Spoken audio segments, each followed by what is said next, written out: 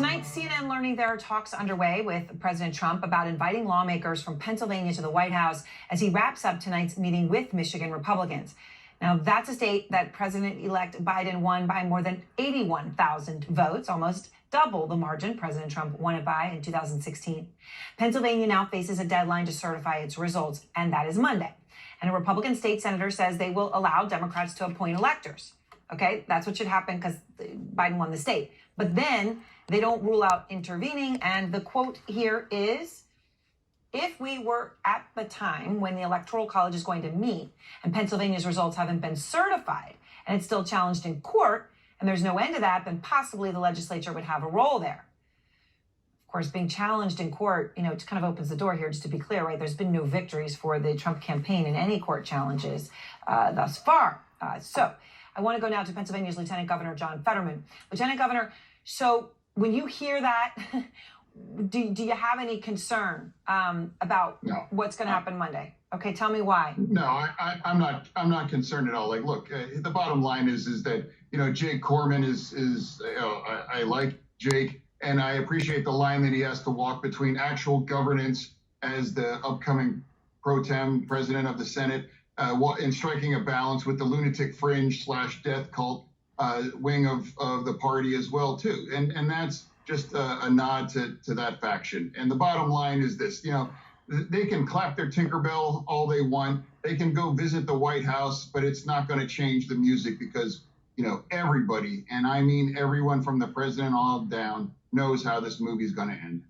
So let me just ask you about what happens Monday then, right? Because I understand how you're characterizing it, right? But he's basically saying if, but all the ifs are predicated upon Pennsylvania not certifying its results on Monday as it's supposed to do.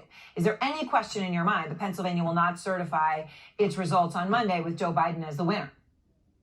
None. And as your guest alluded to earlier, if they don't certify Joe Biden's results, they don't certify the entire House result either. And there's not even going to be technically a House of Representatives to even work with. So the bottom line is this: like, I understand very much that they have to, again, pander to the lunatic fringe elements of their party. But the bottom line is that the law is firmly on the governor's side here and the Secretary of State. It's very clear that the Secretary of State certifies it and then the governor does. And anything else is just simply performance art. And it's just sad.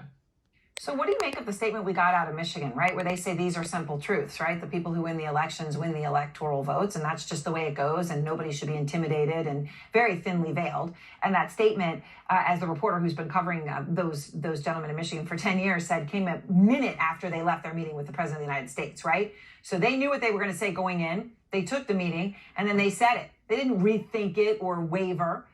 So when you see that statement, and now there's the possibility that the Republican leadership in your state may go visit with the president on Monday. We don't know yet, but they might.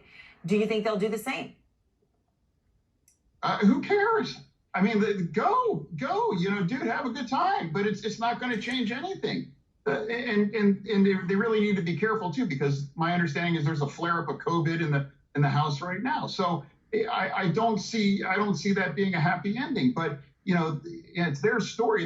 They got to tell it the way they need to. But the bottom line is the law is on our side. The bottom line is facts are on our side. The bottom line is Vice President Biden is the president-elect, and he's up over 83,000 votes. And again, unless there's some enchanted little village of 90,000 Trump voters that we may have missed over the last 2 weeks since the election, this is ball game in Pennsylvania. And again, it's ball game, and we have a president-elect, Joe Biden.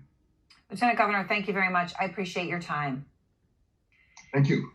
And out front next, the pandemic.